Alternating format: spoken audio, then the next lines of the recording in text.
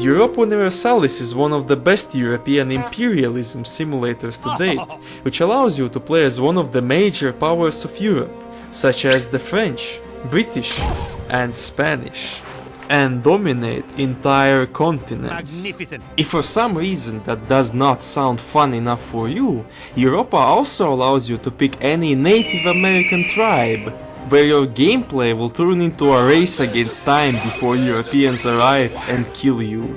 In fact, you can pick absolutely any country which existed at the time period the game is set in, be it Byzantine Empire, Ethiopia or Cuba. Not to mention the possibility to form new countries, such as Ireland, Tibet or Mughals. If you are a newcomer, you are probably being scared away by the seeming complexity of the game, and while it does require quite a bit of learning, it's actually much easier to get into. Once you learn to navigate through the menus and understand the interface, you will already gain great satisfaction just because you have managed to learn how to play the game. But even then you will be surprised by the amount of hidden and not so obvious mechanics and tactics that you will be discovering all the time, even after playing for hundreds of hours. The first hours of Europa for you will feel like discovery of the new world.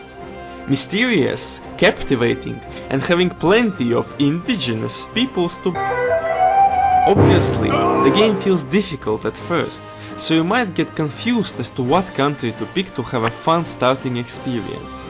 Thankfully, the game suggests new players to pick either the Ottomans, Castile or Portugal, and here's why. The Ottomans are so fucking overpowered that you can completely forget what any of this means and just throw your armies into battle and effortlessly conquer one nation after another. Not to mention fantastic economy, great government, and arguably the strongest religion in the game. The Castile, while being noticeably less powerful than Ottomans, has an incredible early start where you have to finish Reconquista and conquer this tiny territory, form Spain, and then just snowball into the largest empire on the planet by colonizing everything you see. And Portugal is like mini Castile, but you don't even have to worry about going to war at all, cause your only neighbor is your historical friend, and rarely will go to war with you. After hearing all this, you may think that the game is greatly unbalanced, and some countries have greater advantages over others. And that's the point. Unlike, say, Civilization, where both Ottomans and Iroquois have equal starts, in Europa, the strength of nation differs from their size, development, national ideas, missions, and events. Some countries even have historical luck bonuses, meaning that they receive extra boost to their already fantastic bonuses. So don't think that the only thing that matters is the size. A perfect example of this is Prussia, the military powerhouse of the game. I have played and seen many games where Prussia was attacked by Russia, who had an army 10 times the size of it and still got its ass handed to it by amazing Prussian military. But I must admit that the combat is probably the most confusing part of the game for beginners. It's really hard to learn it when the warfare looks like this. What does this bar mean? Why are my units dying before even starting the fight? How is the enemy killing me even though I am bigger than him? Once again, there are dozens of factors that matter here, starting from technology and army discipline, and ending with terrain and weather. Aside from being a great strategy game, the strongest side of Europa, in my opinion, are the events. Apart from random ones, the countries have many historical events that most of the time present the nation with choices that will affect the future and create different outcomes. While the player can choose any option he likes, the AI will pick one based on multiple factors, meaning that history will play out differently each game. And the game is full of such flavor. Of course, it's impossible to add events to all countries, so playing Riga will not be as captivating as France. But the uniqueness of each playthrough is also enhanced by different religions, governments, and other special features.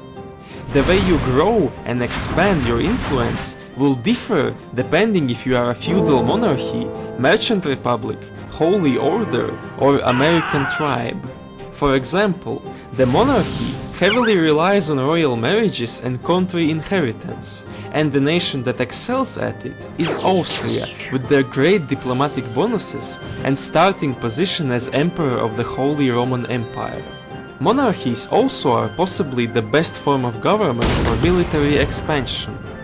Merchant republics, however, receive penalties for owning large territories, but in exchange they receive colossal trade and economy bonuses, allowing you to kick someone's nuts with large mercenary armies, while you yourself own a relatively small force.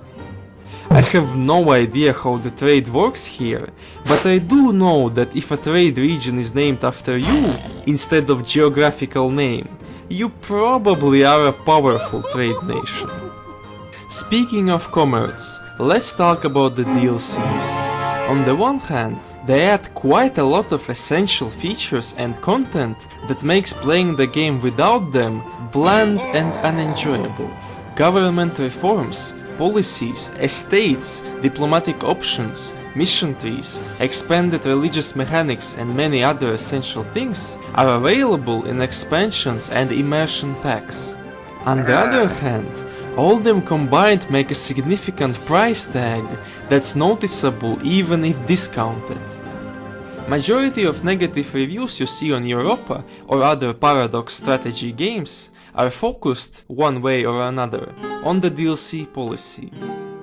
Adding good stuff in small portions, locked behind a paywall, really leaves a bad taste in your mouth. So people are protesting by giving negative reviews for the game and its DLCs, which is kinda understandable.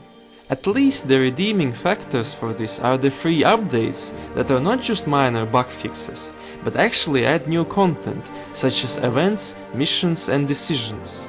And, of course, the modding community.